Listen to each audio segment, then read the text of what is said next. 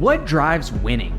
What allows teams to win championships? But not just one championship, teams that win year after year. Follow me on this journey to talk with coaches all across the country to uncover what separates average teams versus champions. Hey, my name is Ryan Romano, and I'm your host here on the Championship Corner podcast. Hey everybody, welcome back to part 2 of the conversation with Dave Tilley here on the Championship Corner. We'll pick up right where we left off and touch on identity and right back into biggest culture hurdles and struggles. Enjoy. There's 2 points to that. One is that you have to, either through education or through your own self-discovery of books or whatever, you have to get to the point where you generally know what makes you tick and really be self-aware to that, right? So you have to understand what are your deepest insecurities and your deepest fears, and go to war with those things and kind of look those demons in the eyes to reverse engineer how to help move against that. You know what I mean? That's like really, really important, is to know what makes you tick and also know what you're motivated by. You know what I mean? Everyone's different, right? Like we said, I don't have a competitive bone in my body, bro. If we lined up to like run a 40, I'd be like, I generally don't give a crap. You know what I mean? Whatever. But I do know that I have goals of like building a life that I love and that I enjoy. And I have things that are important to me with my health and relationships. So those are very motivating for me, right? For somebody else, like I've worked with a couple athletes, particularly in our realm, who were like the most competitive girls I've ever met in my entire life. Like it's insanity. It's absolute insanity. So it doesn't make sense to me, but I understand their point of view. So you have to know, as a coach, as a mentor, as whatever, what makes you tick, what are your biggest fears and insecurities, and what also drives you. Like, what do you care about? Like, like some people, it's okay to make money. It's okay to want X amount of money because when you were younger and you grew up, your family didn't have a great financial situation that made you insecure and it broke up some awkwardness in your house. That's fine. Like if you need $1 million to be cool, then like do it. I'm not judging anybody, but you have to know internally. And the second piece of that, which is what you're saying, is talking to people, is like, you have to be able to do what genuinely drives you and ignore all the noise. You know what I mean? Yeah. Like I really believe that you have to like tunnel vision and just block out the noise and do you versus you for you, because everyone's different, right? So like you have to be able to, one, identify what are the fears, what are the insecurities, what are my drivers, what are my triggers, but then also be able to kind of go in cocoon land and just be like, okay, well, I'm going to do this for me because this is the best version of myself. Not that I'm trying to be better than anybody else or make more money than somebody else or do X amount of titles. It's because this is the best version of myself to get where I want to go. And I think that the patterns across sports and athletes that I work with they really are that way. They are like, I am doing this because I love it and it motivates me and it's the best version of myself, not because I want to make more money than this person in a business, or I want to get this title, or I want to flex on Instagram, or I want to have this smoking hot girlfriend or boyfriend and that's going to make me feel better. And all that stuff is temporary bullshit. It really is. It just leads to darkness. And I think that the people who are able to cut through the noise and really genuinely figure out what's bad, what's good for me, and then how do I block out the noise and do what I care about and not have fear of judgment, they are the people who are like slowly under the radar, just smashing, just absolutely crushing it. They pop up out of nowhere and you're like, oh my God, overnight success. You're like, not really. Iceberg, 5 years of work. Yeah. And I feel like the word selfish gets such a negative connotation. It's, again, it goes back to kind of that polarity. It's like, if I do something for me, then now I'm being selfish. I'm like, context, maybe. Like, it just depends on the scenario too. And so a lot of people forget about themselves, put themselves on the back burner because they're like, oh, I can't be selfish. I'm like, that's not selfish. It's even like from a team aspect of like, they're like, well, I want the team to get better. I'm like, well, you get better. And they're like, but the team, I'm like, well, if you want the team to get better, like, you get better first. Yeah. I don't think it's selfless. I think it's security. I think it's like a foundation, right? It's like being able to have a leg to stand on and firm footing for you to then be able to help other people or put your best effort forward, right? Because that's contagious, right? Like that positive social contagion is, and I think this is really important for, athletes and for coaches, particularly coaches and leadership and business people who are trying to like help build a team. You cannot help other people. You cannot lead well. You cannot think objectively and plan objectively if you're not in a good space, right? So like, and I completely took an L on this, like probably like 5 years ago, where the business was growing so much that I let myself fall apart in terms of like health, exercise. But like, I have a non-negotiable list of stuff that I have to do either every day or every other day to like take care of myself, to have the headspace to think clearly, right? I have to like sleep well. I have to work out. I have to eat well. I have to like drink enough water. I have to see my friends. I have to do some extremely dorky hobbies that I love that are amazing for me to just to be good. You know what I mean? And that gives me like the emotional bandwidth and the capacity to talk with people about really hard topics, or to have a long context on a podcast, or to spend 7, 8, 9, 10 hours working on a project that's hard. Like I need that base to then go. So for athletes, if they can do all those things of whatever they need, I mean, obviously there's non-negotiables like sleep, food, water, that kind of stuff. But some athletes need an hour FaceTime with their mom to feel good in order to have that clarity and kind of get that fun. Other people need an hour of Netflix. Other people need meditation. Some people need journaling. Some people need, honestly, to let it rip and go out for a night and have a couple beers and feel good about that to get back on the wagon next week and get crushing. So everyone has their own thing. So you need to do what's best for you first to be optimally to able to help the team or the group or whatever. And then you can kind of lean out some extra energy, right? Like classic additions, like fill your cup up first before it overflows. Yeah. Right. You can't pull from a half full cup.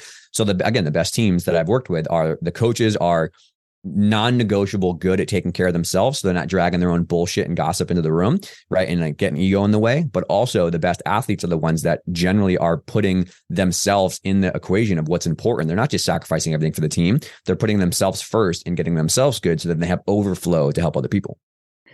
You touched on a big word. What's your experience?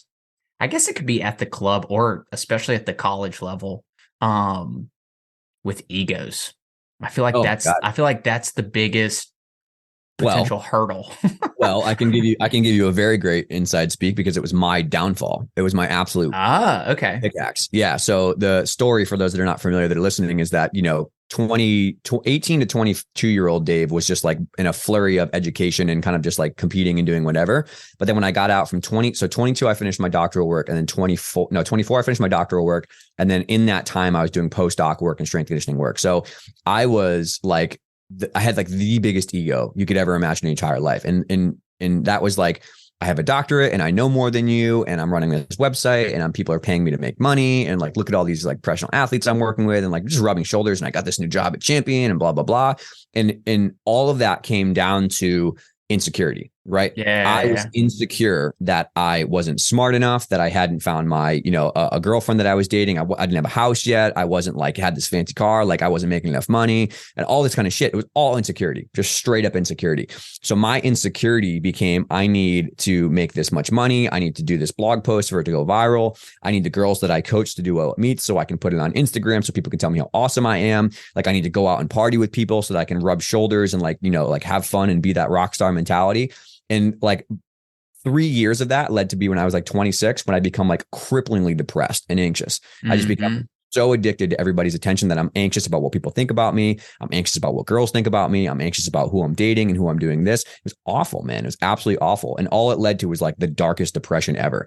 So I went through like a year of like spiraling a little bit, and then, found a podcast that led me to a book, that led me to therapy, that led me to some very hard conversations with myself. God bless my best friend, Eva, who helped me back from the depths there. But yeah, I lived like the worst downfall of running in the rat race of money and fame and status and wanting people to like me. And it was all insecurity, right? It goes back to like other things with my family and like insecurity about like just getting some brutal rejections from girls that I dated, or having some brutal times with financial situations with as a kid that I was like trying to get that. So like, I know very well what ego is like. And I'm on the other side of it now, thankfully. But like, yeah, I mean, it's the absolute kryptonite. It's like toxic. Having an ego and blaming it on other people is like drinking poison and expecting the other person to die. It really is. You're just corrosively eroding yourself from the inside out. Yeah, it's interesting. And I feel like with a lot of coaches, that ego comes in a lot of trying to be everything, right? Like trying to wear all the hats, not wanting people like yourself or whomever to even like set foot in those doors, because I don't know if it's a fear of like, I don't want them to be closer to you than they are to me. Like, what a lot of that is, or where a lot of it stems from. But I'm like Econ 101, right? Like the idea of like specialization, right? But you think about it, like football understands it.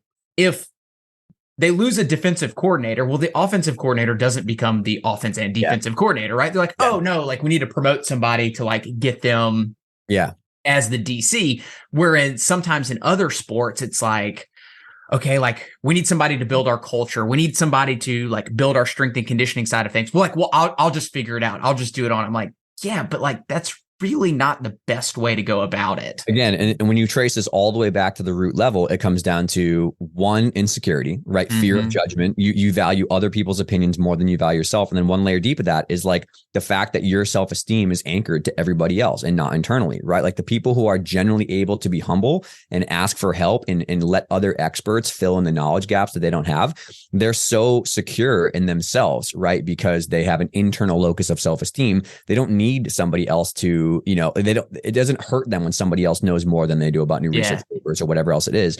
And again, like, so like the internal self-esteem, and what does it come back to? We already talked about is like, you have to know when the lights are off, when you're by yourself, that you're a good person, right? That you're a good person and you work hard and you have discipline, right? Only you know if you're using booze to drown out your pain. Only you know if you're doing 18 hours of Netflix or video games or drugs or alcohol because you don't like your life, right? Or you like, only you know that you buy stupid shit you can't afford to impress people you don't like. Like, come on, let's be real. Yeah. And that's why like I needed therapy to figure my shit out, to figure out what was going on so I could then be not dependent on external self-esteem, to then be able to learn more and accept help, to then be able to ask questions and get people around me, to then be able to give more to people and not need this in return. Like that's it. If you live a lifestyle where you need X amount of dollars to pay for all the clothes and pay for all the shit and go out and party, you're going to be vulnerable to needing people to pay you for your job, which means you're going to constantly be worried about your position on a staff or a team, which means you're going to freak out when somebody threatens your job.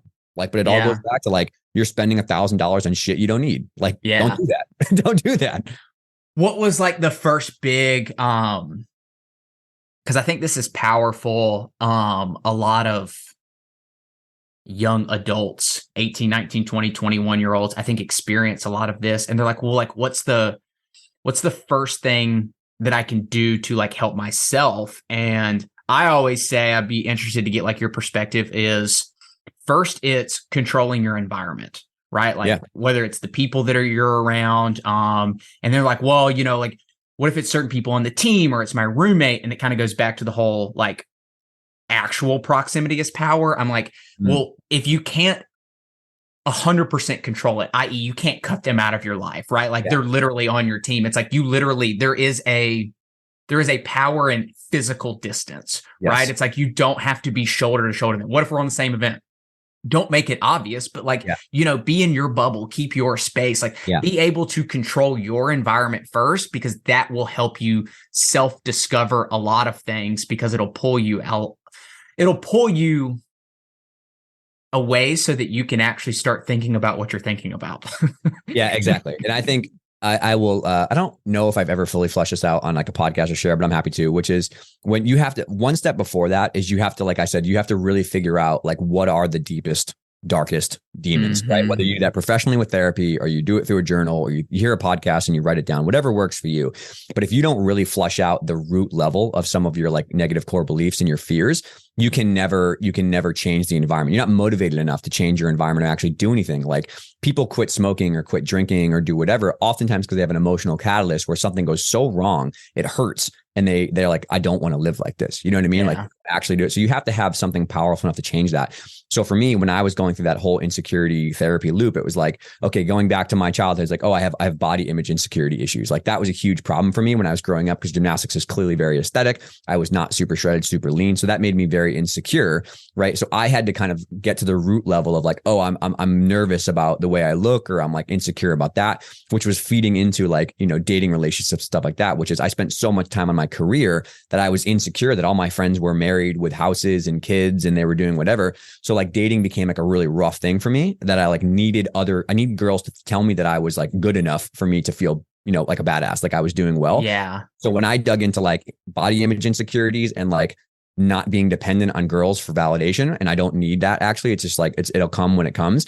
Like that was enough fuel for me to then get to the next step, which is like, okay, I need to remove people from my lives that are not positively enforcing this, right? So like, I need to like distance myself from people who are going out and partying to try to find, hookups or do whatever, because I don't believe in that. I need to distance myself from professionally people who are just chasing money so they can buy cars or buy clothes or do whatever. And they just care about bottom line revenue, because I don't care about that. So like you have to start with whatever that initial equator, the epicenter is for you, right? Whether it's looks, whether it's money, whether it's fame, whether it's whatever, like you really have to figure that out. Because I only had the I guess the muscle, I would say, like the willingness to like do the harder thing when it got to brass tacks, because in the back of my mind, I knew like, oh, I see what's happening here. Like there's an option to go down this path and go towards the money and the fame and the status and like chasing chicks and doing whatever and drinking at the bar.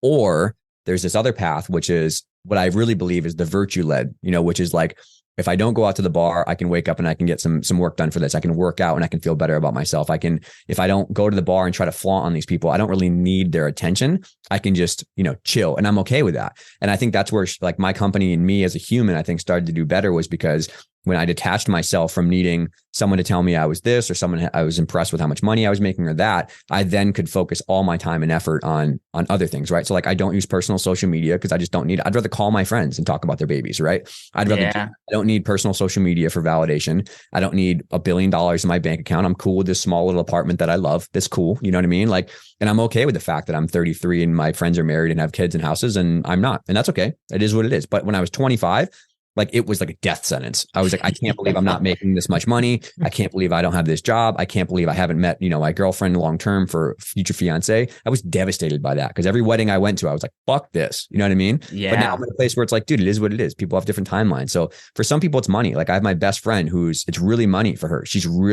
Money's hard because she grew up in a place where financially they had to make ends meet, and it was really, really hard. So if things get rocky on money for her, it's devastating. I don't care at all. I'm like, I care, but not really. Like it doesn't really hit me that hard. So I talk with her about like trying to level set her like emotionally about that, where she talks to me about level setting like lifestyle and family and stuff like that. So yeah, the long-winded answer is that you have to figure out what your triggers are, and then look in your environment, like, I see I'm hanging out with these 3 people that kind of suck. They go out and they drink and they're always doing this, or I'm hanging out with this negative teammate of mine who always complains and doesn't want to do the work and is always skipping lifts and doing that kind of stuff. Or, okay, this coworker of mine really doesn't want to be here for the team. They're kind of doing it for the paycheck. And you have to then either audit that and not spend time with them, or find a way to make that change.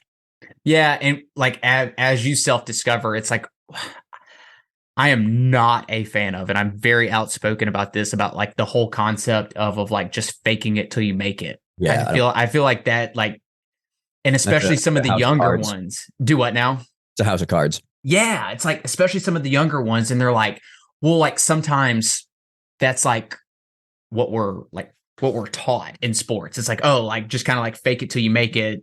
I'm like, well, like, what is it that you actually want? And then go seek out and become that person, right? Mm-hmm. Like you can't, it's only going to become exhausting, right? It's like, that's why, in my opinion, don't have like all the data, so to speak, to like back it up. But like, that's why loneliness, sadness, depression, and a lot of these things continue to rise, because people just get exhausted trying to be something that they're not, right? It's like, I equate it to like acting out in a play. Every morning you get up and like you put on a costume, and then like you may change 3, 4, 5, 6 times in one day, right? Like that's exhausting to try to do and become that chameleon over and over and over again. And at some point, like you said, it's like, fuck, I just get fed up. Like I can't live like this anymore.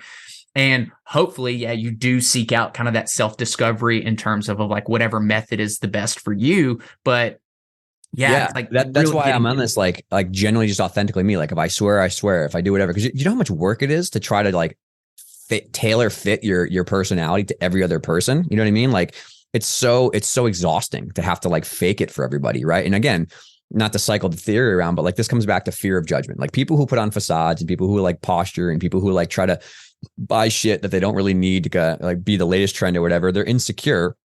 And they value other people's opinions so much that they care so much about what other people think that they're not really able to just be authentically them. And I do think that is very hard. I will kind of like air cover for people that like it is harder and harder to authentically be you and take the kind of gossip storm from people. Like I always use the example of like, I'm a massive sci-fi fantasy dork. Like I grew up playing video games. I love Magic the Gathering. Bro, I still play fucking Magic the Gathering with my brother every week. Right. And when I was like 25, I was so embarrassed by that. I was like, oh man, I can't believe people would know that I would do this for fun and this and that. And then I watch I play video games, stuff like that. Right. But like, that's genuinely fucking fun for me. You know what I mean?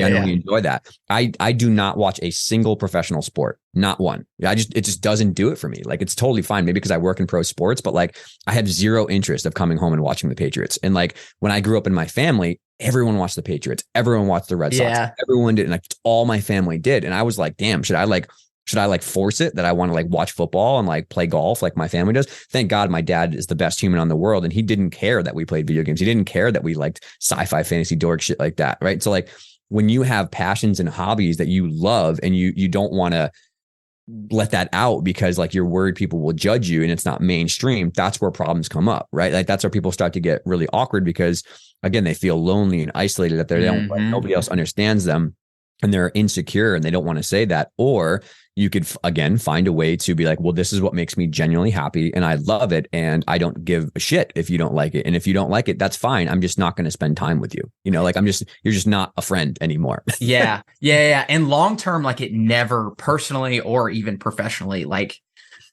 it becomes harder, I think, as long term goes on. And to relate it to a story, it's like one of the first coaches that I had met and went to lunch with him, and my wife was like, hey, like, don't be going in there. I know how you are. Like, don't be going there swearing all the time and da. And like, I actually made sure to like use some cuss words like during lunch, because it's like, I don't want to get in front of your team and then like you be shell shocked of me dropping an F-bomb. Like, oh, I didn't know you were like this. It's like, no, this is who I am. It's like, this is how I relate to people and blah, blah, blah, blah. It's like, kind of take it or leave it a little bit to a certain degree. 100%. It's better to be authentically 100% you, and just accept the fact that you're going to rub people the wrong way, or one's like, not everyone's going to jive with you. You know what I mean? And like, that was another, like, again, back to like my younger self, is like, I thought that I wanted everyone to like me. I wanted everyone to, jive with me and kind of get my communication style and whatever I think. And like, it is impossible. You will never, ever jive with everybody. And that's okay. That's like teammates. I've had teammates who like, we just come from different worlds, man. Like, we really do. Like, you are north and I'm south, and that's fine. We can still be civil here, and I'll be the bigger person. We can operate together, but like, I just don't agree with your lifestyle choices, and that's fine. Like, it is what it is. Like, if you want to smoke weed and you want to drink a lot and you want to do this, or you want to chase money, or you want that, that's fine. That's you. But like, it's just not me. But I can still be civil with you. I can still be kind with you. And I think that's what happens with, like, in business or in coaching, which is like, they put on a posture and a front to try to be the person they think they need to be. And then eventually it gets smoked out and flushed out, and people see the real you and like, oh, right. That's more damaging and harmful to trust, to say you're one thing but actually be another, than it is to just be like, this is me 1,000%, and I'm sorry if you don't jive with it. I've just accepted that. I guess that's maturity a little bit, but it's just like, it's okay if not everybody likes me. It's okay if like a couple athletes don't really think that I'm like the best communicator, but I hope they at least respect the fact that I maybe have some information that could help them, and that's cool too. That's a better way to view things. Yeah. Was that hard as the business started to explode? Because I'm sure people were like, you're full of shit. Yeah. Yes, I have. There's no way around it. I have definitely lost either clients or people or whatever, because my thoughts, theories, communication style, whatever, just didn't match their interests. And that's fine. You know what I mean? Like, that's happened before. And I have for sure like left just a lot of money on the table, being not willing to budge on some like things morally. You know what I mean? Like, I could for sure do things differently and probably make more money, but I wouldn't sleep at night. You know what I mean? That's fine. You know what I mean? Like, it is what it is. And like, I don't know whether I grew up in a family where money wasn't like the thing. Like, my dad growing up, whenever like my dad and my mom and dad were divorced, and they're very civil and very wonderful, but like, they always had to have like awkward conversations around money and traveling and finance. And my parents were so cool about it. Like, my dad was just like, it's just money, like, if we don't have enough money to get this, then like we'll spend less and we'll save up and we'll buy more later, or like I'll work this job. And so money was never a hurdle for me. Like, growing up, like I very much viewed money as a tool just to like live well and like help people. And so when we got to the point where like Shift was making like notable money, like I didn't care about like letting like the bottom fall out a little bit to do the right thing and do well by the people we work with, in hopes that it would come back later, And I think I've learned a lot from like Tom Bilyeu and Gary Vee are two people who I really look up to in the business world. And I heard Tom speak one time, and he was like, how many millionaires need to kill themselves before we realize that money doesn't make you happy? And it was just like, bro. Yeah. You know what I mean? Like, there's endless amounts of people who make so much money and are deeply, deeply unhappy. And there's so many people who make $50K per year and are just in love with their life. And it's amazing. You know what I mean? So I feel like the business world gets tied into the athletic world because so much shit with college gymnastics, like the NCAA is $1 billion industry. Yeah. There's so much of like the sporting world and youth specialization and year-round training and like competing so much that is really linked to money. It's linked to finances and money. And it's also linked to trying to just keep up with everybody else and impress everybody else that your kid made the U12 team and throws 65 miles an hour gas, right? When everybody else is barely hanging on. It all comes down to, again, like fear of other people's judgment and opinions. And a lot of times it's money, bro. It really is. So if you can sift through the ashes and get right with money and financial connections, and obviously I'm very privileged that I don't have a, situation where I need to scrap to make ends meet, but also that plus you don't need to impress everybody else and post on Facebook when your son or daughter does well or makes a scholarship. And, because you know what pressure that puts on a kid when their parents are constantly posting about all their shit. Like that's brutal, man. It's brutal. Yeah. It's, I always use this example. I'm sure have you read Mindset by Carol Dweck? Yeah. Obviously like the most famous. Yeah.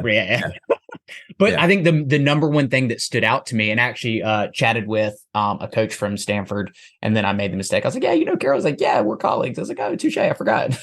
Yeah. Especially now I think Andrew's so popular, Andrew Huberman. Now it's like, oh man, he's side note. I love him. It is painful because he is so smart. Oh yeah. Oh my God.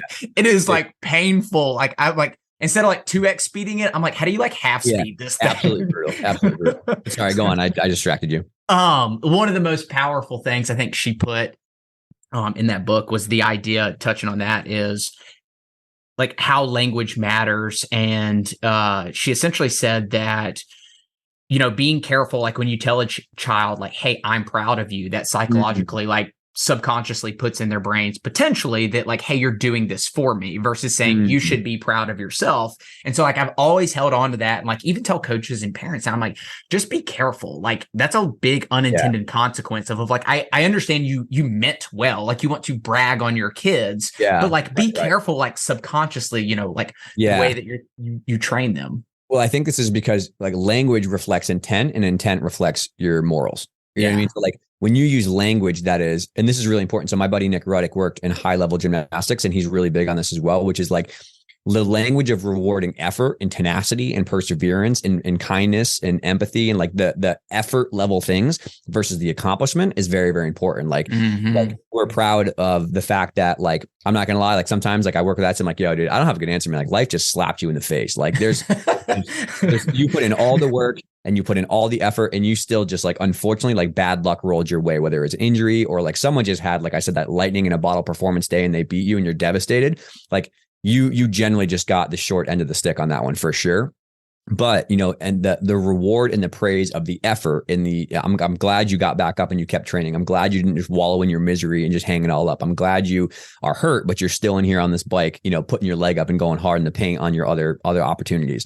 Like if you reward the effort and the forward momentum, like that's a big part of encouraging kids versus like reward, like buying them dinner because they got this score, or like saying, I'm so proud of you because you won first, or this and that. Like you set people up for vulnerabilities when the outcome is what they're going for versus the process, right? Because when you reward process and effort and human level virtue, that reflects your intent that I actually care about you as a human, not you as an athlete, right? I care about you, the human who is trying to develop in this world, and not the baseball player, the gymnast, the whatever, right? And that's where the shit gets dangerous with college scholarships, which is pushing so hard and rewarding the outcome and being like, yeah, you got a scholarship. Like, we're so proud of you. It's like, no, I'm proud of the 10 years you melted your face off to get effort to get into a position where you could get a scholarship or somebody had that opportunity for you. And then again, that goes down to your morals. When you reward outcome, what you're saying is that I actually value you as the athlete first, not the human. And what that really means at the base level is like, I care about what people think about you and me and the family and who we do. And I'm addicted to that attention, right? Like when you post on Facebook about a score, that reflects that you want the other people to see how good your daughter is, or your son, or how good your performance is, versus the other way, which is you reward the outcome, which is like, you're a good person, you work hard, and you are gritty. You are tenacity and gritty, and you don't let life beat you down, right? That is very, very rewarding as a characteristic to have as a human. And you're saying, as a human, I love you unconditionally, no matter what happens on the field, no matter what happens with your outcomes, right? And then down to the base layer is your virtues that you're signaling and you're saying to somebody morally is that like, I care about working hard and being nice. And that's what matters to me, not the outcomes, the scores, the fame. So like, I think that a lot of the problems you see at the biggest level with loneliness and depression and anxiety and young sports and athletes as well, who I think are probably set in front of for many of these things, it all comes down to this trace layer of like what that base layer is and the intent that reflects those morals. Yeah. And helping them understand too, a lot of times it's like, they want to go from point A to point B, like overnight. And it can happen that way, but it doesn't necessarily always happen that way. And so it's helping them acknowledge the progress of it all too. It's like, through this work, through this effort, through this determination, like good things will come. It may not be when you exactly want it to. It could be, it could not even be within athletics, right? Yeah, I have a lot of conversations, obviously, and I'm sure you have the same, is just like I know like you wanted X championship, you wanted tangible result, whatever it may be, but I was like, don't lose who you are, because this is going to pay tenfold, like as you exit college, like keep this like standard and expectation like you have for yourself, because you'll be happy to. He told me off camera, and like this for now on will forever stick in my mind, of going with like the like effort, determination. Same Army Ranger, is when he was going through Ranger school, and he got there, and I think it was like early on, like they were doing some PT and just push-ups, right? And like all these guys are screaming and crying, and like he was just like kind of poker faced, and the instructor bent down and he was like, we made eye contact. He's like, I didn't say anything to him, but it was basically this nonverbal communication of like, you're going to break me. I get that, but it's going to take a lot more than what you're doing over there. And so there was this kind of respect. Fast forward, they were doing a mission test thing, whatever, like on their going through Ranger school. And he was in charge of the platoon, blah, blah, blah, blah. They get lost. And typically it's an automatic failure. You're kicked out of Ranger school. It just so happened to be the same instructor. And he told me, and he goes, he didn't say this, but he's like, I knew that was my pass, but I earned that pass through early on in 100%. And it's like, man, like that, it's those things that pay off, right? Like you were able to become a Ranger just because you didn't kind of punk out like through some push-ups early on. Yeah. And that's a really important lesson. I'm glad we're kind of riffing on this. And this is something else that I think I'm able to kind of look at again from like 30,000 feet now that I'm like 10 years into this whole thing, is I think when you're younger, when you're an athlete in particular, like, I don't know, man, like you have this like ideal, it's going to go exactly like this. I can see it in my head. I'm going to work really hard. I'm going to make this team. I'm going to make national team. I'm going to get a scholarship, and then I'm going to go to the Olympics and I'm going to win a gold medal. You know what I mean? Like you have this like handcrafted Hollywood fairy tale in your mind of exactly how it's going to go. And I think this happens in every avenue of life. This happens with athletics and their sporting career. This happens with college and education and career path. This happens with family life, of what your family's supposed to look like and what happens. It happens with dating, whether it's a girl or a boy. You meet them in a magical moment and then you fall in love and then you get married, you have a kid. It's all hunky dory. There is not a single big goal in my life. And for big goal, me, that's like health, career, personal relationships, family, and sports. I would say like there's probably more to that, but like those big five, not a single one of them has gone to the original plan I had when I was 18. Not a single one, right? Like in business, I thought it was going to be like PT school. I love my job. I work with the people that I work with and it all goes great. Bro, I got kicked out of physical therapy school. I got kicked out in the last semester and booted because I failed the clinical, reapplied, went to a job, hated the job, left the job, went back to school, found Champion, thought Champion was going to be this like really structured corporate way. It's not at all. Like never thought I would run a company, never thought I would have a blog. So like that career path has been completely not at all. Like same thing with my family life. Thought we'd have this wonderful grow up and we all live hunky dory. Family was divorced. Brother had a heroin addiction. We had to battle through that, like roller coaster. Personal life, I already talked about. Thought I'd meet some random cute blonde in a coffee shop. We'd run off to the sunset and get married. Woo! like 37 like dating things later, I'm just like vibing along. So like I just really hope that people who are either listening to this or in some noble pursuit of whatever, like realize that what you said is really important, which is like, it's not about the trajectory that like A, then B, then C, then D, and it all goes well. It's about the continual process and effort of holding yourself to what you know you have to do day to day, choice by choice, minute by minute to make forward progress towards the end goal.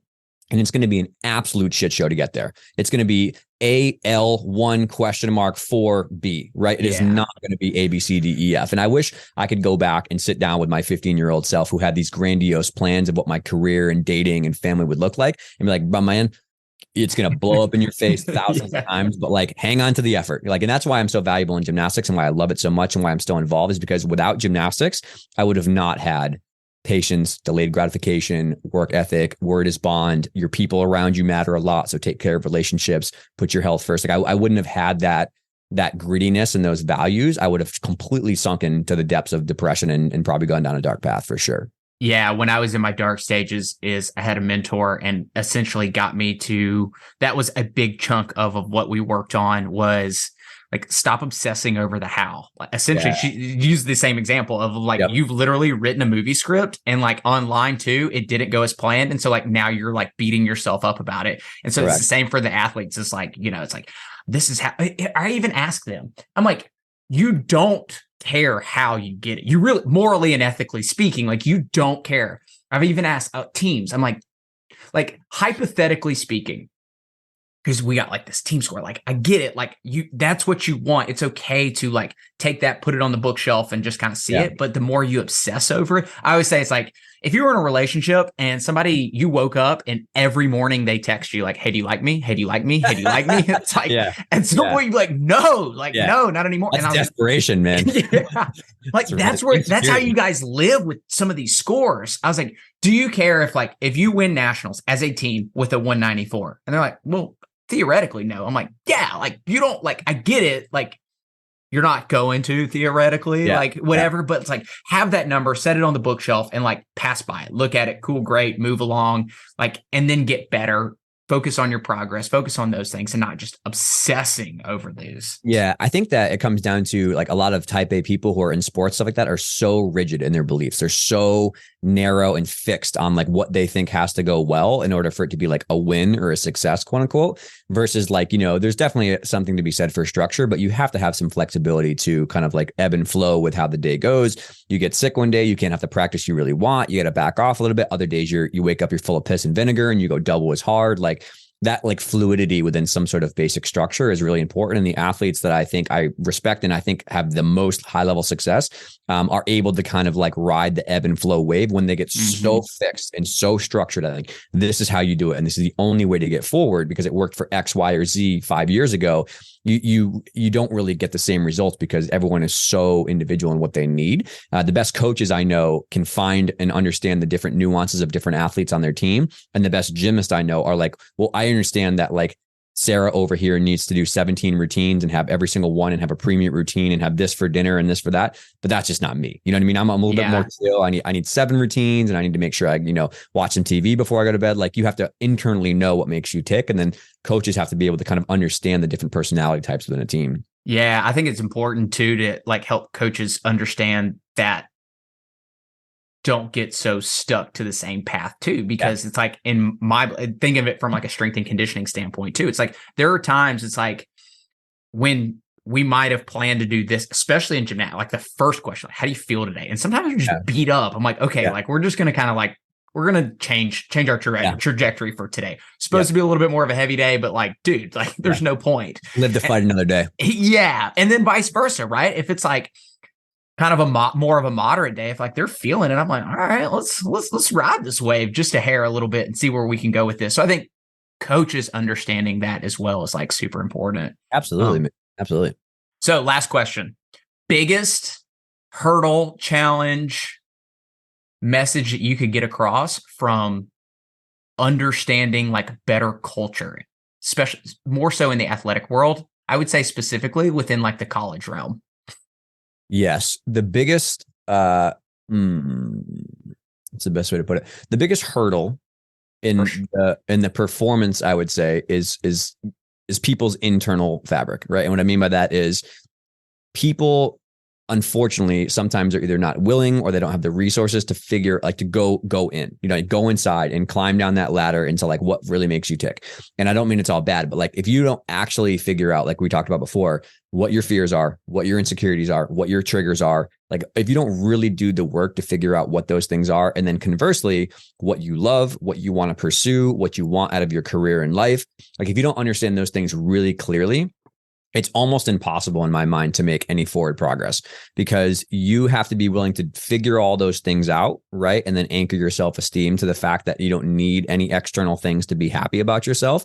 That is the best way to be in a good position to then move forward and do the work, right? Because like with Shift or with my own career or with personal life and family life, the only reason that I think I've been able to kind of like muscle through really hard things and keep putting in the work and chipping away is because I genuinely know that those things align with what I want out of life. Mm-hmm. Like they generally align with like the life. I'm trying to build a life that I love.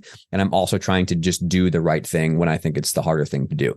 And that really only started turning over and being really productive in like 2019, when I put in a year worth of work to figure out, again, what makes me insecure? Why am I doing these things? Why do I have an ego? How do I fix that? How can I change that? And then also, what do I want out of life? Right? Like that's when I think all of the day by day, hour by hour, choice by choice things, you can choose the harder path to do the right thing and to do the work, because you're resting on, okay, when no one's around, when the lights are off, when I'm by myself, I know that I'm doing what I believe is morally the right thing to do and will get me towards my goals. So that is the biggest hurdle still, is that individuals taking time to figure out what makes them tick and and do the internal work, whether it's therapy or books or podcasts or whatever, being willing to do that and really take care of your own mental health and your own self-esteem, I think is by far and away still the biggest hurdle. With club level, international elite, professional, whatever else it is, it really is that. Because those teams that have people who do that and then bring themselves, the best version of themselves, to then contribute to a team goal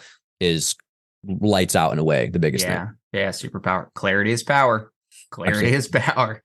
Well, Absolutely. cool, man. You got anything else you want to drop in? Anything I would say is, just encourage people to reach out to you if they have questions. I know in terms of like following you, like you said, you're very giving of knowledge and information.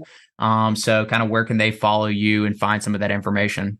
Yeah. So Shift Movement Science pretty much everywhere. And I probably should mention that we are, probably whenever this comes out, we're doing a live event in June. And so like, if you really want legit lots of information, we're doing a virtual event called the Shift Symposium that is dope. And it's got like a lot of speakers from like, a bunch of places around the world, coaches, medical providers, strength coaches, the best of the best. So yeah, I should probably mention something about that, but that's probably the best place to do it. Well, cool, man. Hell yeah. I appreciate you jumping on with me. And as always, is the idea, the concept of the podcast is to be able to just take one thing away. It's kind of my belief of reading a book, listening to anything. It's like, don't try to necessarily ingest the whole thing. Find one thing that's powerful and something that you can go act on and implement in your life today. Until next time, friends, love you guys. Talk to you soon.